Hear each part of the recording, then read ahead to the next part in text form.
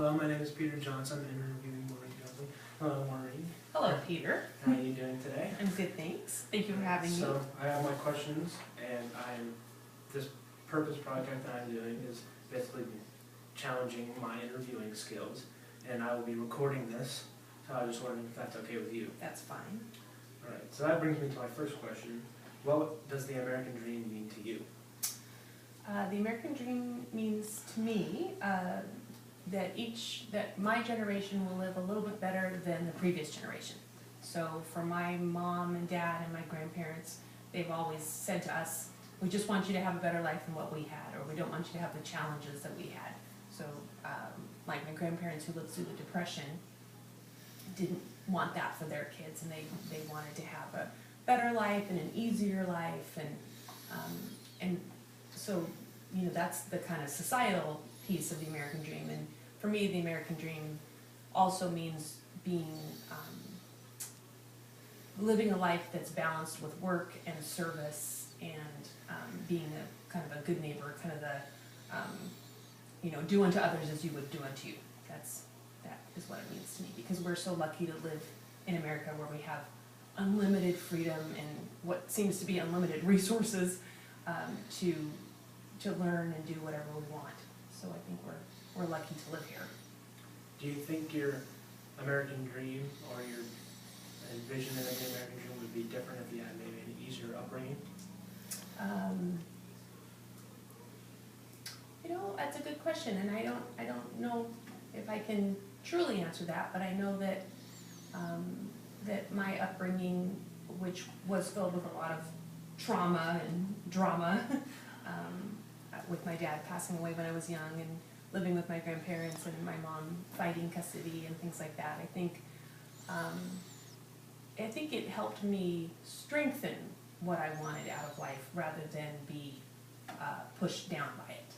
I think it made me realize that I can be a resilient person, and that's really one of those things about America. There's stories upon stories of immigrants coming and, basically, creating a whole new life for themselves. And I think that's part of what I went through too. Can you go more into your childhood? Just how it was hard? Well, I think I had parents that weren't happily married and or quite unhappily married. So, and then my dad passed away when I was in the second grade, and then my mom left and moved to California, and so I was raised with my grandparents, my mom's mom and stepdad, and I think they certainly did the very best they could given their circumstances. And my grandfather was a very loving person, but my grandmother was somebody who was filled with, I just think, a lot of unresolved issues and anger that, unfortunately sometimes was directed at me. But I think there was just always a lot of angst in my house. And I'm grateful that I don't have that now. So this obviously had to affect your kind of upbringing and influence. What was your life's purpose in grade school? I think in grade school, I was lucky to go to a Catholic school that was K through 8. So that meant that I stayed with the same group of kids, and those families knew me and they knew my family. And I think my life's purpose at that point was really to just keep as normal, quote unquote normal, as possible. I wanted to be like the other kids who had a mom and a dad who came to family night and curriculum night, and I wanted to have a dad to go to the father-daughter dance with at Girl Scouts. And there were those things that were different for me, but I felt very grateful that I got to be around a community of people who knew me for exactly who I was and loved me despite any kind of pitfalls I might have had. So if your parenting and your parental figures were so kind of damaging at the time, who was your role model at that time? I had a couple of my friends' parents, I would say, who were really loving people, and I had a second cousin who was much more like an uncle to me. His kids were a little older than me, but he was a very wonderful man, and now that I'm an adult and I can look back and look at my situation, I think, oh my gosh, that must have seemed, quite traumatic to the adults in my life. But at the time, I didn't know any different, and I knew that it wasn't regular, but I also didn't think I was damaged. I tried to always be a little bit resilient and keep a good attitude and not get into any trouble, and try to get as good grades as I could, just to I always wanted to make sure I was smoothing things over. So as you moved into high school, did your life's purpose change? I think when I got to high school, I was lucky enough to go to the Catholic high school that was in Tacoma, and with most of my grade school friends. And so I always felt like I had a good community around me. And I think my life's purpose in high school was to, that's where I started learning about, in Jesuit high school you learn a lot about Christian service learning and doing for others, and living a life a little bit more Christ-like. And so I liked being given the opportunity to go volunteer at places and to learn more. And I remember those are the first times I learned about ethics and behaviors and things like that. So I think my life's purpose, it just broadened my world a little bit. So then I became, I became more confident that I could go to college and do something out in the world. So in high school, how much did the Catholic faith affect your purpose and your influence? Because you talked about how it kind of taught you ethics and the service through it. Yeah, I think I was really lucky to be around some Jesuits who really, really lived a life of service to people. So I think being a Catholic at that time in my life, and I was in high school in the early 1980s, wasn't nearly the punitive Catholicism that some of my parents in that generation grew up with the, you hear the stories of the nun who hit you with the ruler and things like that. We didn't have anything like that. We just had really nice, loving people who wanted to be of service. So I think being Catholic to me meant that I had a chance to be exposed to those things. I had a chance to be exposed to do service projects and to learn about what God wanted in our life, and so I felt really lucky to have that. Did being a part of the Christian faith kind of affect what college you chose?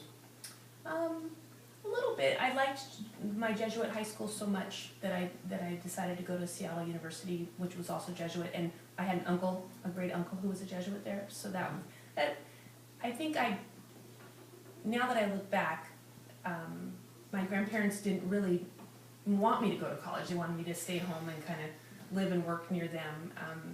And no one in my family, I had one other person in my family who went to college, and I didn't have any money to go to college. So I thought maybe I should check out, a Jesuit school, and then apply for some grants and some loans and things like that. So I was able to do that and get myself through school with, some debt, but not terrible. Not terrible amount of debt, but yeah, definitely I liked being in that Jesuit environment. Right. How was your life, speaking of our life purpose, or your life purpose moving through grade school and high school, what was it like in college, your life's purpose? I think I really spent a lot of time thinking about what I wanted to do, because my skill set and my interests didn't match up. So I love medicine and I liked science, but I didn't have any aptitude for those classes. So being a nurse or going into pre-med wasn't going to work for me.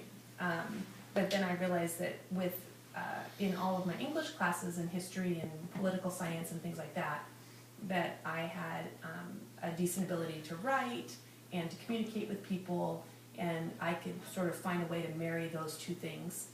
I could work around medicine, but not necessarily be a scientist. So I started working at Fred Hutchinson when I was 20, so the beginning of my junior year of high school. Can you go more into how you worked your way through college? I went up to Seattle U when I got accepted, and I applied for a work study job, and I applied for financial aid, and then I went to the bank by myself and applied for a student loan. I didn't really know what I was doing because I was only 17, but I was able to kind of scrape everything together, and I applied for a couple different scholarships. So I had I had, you know, a little bit of scholarship money and a lot of grant money. And mainly that was because I was, I was an orphan kind of, you know, I didn't have my parents. So, so I had some grant money and then I took out a loan and then I started working, so. Did the loss of your father kind of affect your resilience and how you worked so hard for yourself and how you drove yourself? Well, you know, I was 7 when he died, and he'd been sick for a couple of years. So I'm not exactly sure if it was. I think it was a combination of things. I think it was a combination of losing my dad, having my mom leave. I actually think having my mom leave was more had more of an effect on my resilience than because when my dad died, you know, he was sick. He had lung cancer. He was sick, and it made sense. My mom leaving didn't make any sense to me. And so, so I think I think you have to at that point make a choice whether you're just going to be very sad and feel like a victim, or if you're going to say, well, this happened and I wish it didn't, and I need to move forward, you know. So I think I did have kind of like what you do when you say you're going to kind of reinvent yourself or do whatever. I think I made a pretty conscious decision that I wasn't going to let my family's traits affect me in that way. So now that you're on from college and your education, what is your more greater scope for the American dream? Like, how does your experiences affect how you want the rest of the country to kind of live on? Well, I think that's kind of a two-part question. I think for my American dream, my personal American dream is, first of all, my family. So is creating a very harmonious household that's not a lot of drama, that we all just, we're there for each other and we're a team, that you know, your dad and I have a very happy marriage, that both of you boys are, you know, happy in school and doing the best that you can, and that you know you have support, you know, 150% of the time. And then I think the bigger American dream is that we, you know, continue to always question what we're doing and making sure we're in the, you know, in the world of politics, that we're doing the right things for the right reasons. How do you want, you know, politics to grow closer, that kind of thing? Politics to grow closer. Do you mean like the left and the right? I would just like to see I'd like to see us stop living on the edges of extremism. So, you know, way left and way right. It would be so much easier if everybody could move to the middle a little bit and realize, you know, government is there for the people. And with my Jesuit, you know, schooling and Catholic upbringing, I really do, you know, seriously believe in social justice. And we do have to balance, you know, of course, how much our government spends, but we also have to be there for our own people. How do you think I will fit into that and your greater vision of the American dream? I think that you and kind of your generation will use the skills that you have that none of us have had before you. You guys have skills around technology that, you know, to us 30 years ago sounded like a science fiction movie. You know, nobody would have thought you could have basically a smartphone that had a handheld computer in it, that you would be able to Google anything, you know, let alone the word Google. So I think that your generation will be able to apply technology and critical thinking in a way that hasn't been done before. And I'm hoping very much that can create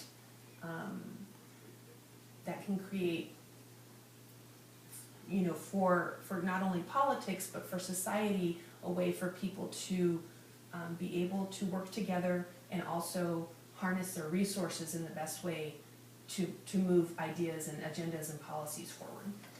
Do you think my generation's dependency on technology is a gift or a curse? Well, it's a little bit of both. You know, it's definitely a little bit of both. As your dad and I have talked about, you know, to you and your brother, that, you know, we want people to have face-to-face conversations still. We want people to still write a handwritten thank you note. There's those kinds of things that I fear will go away. You know, I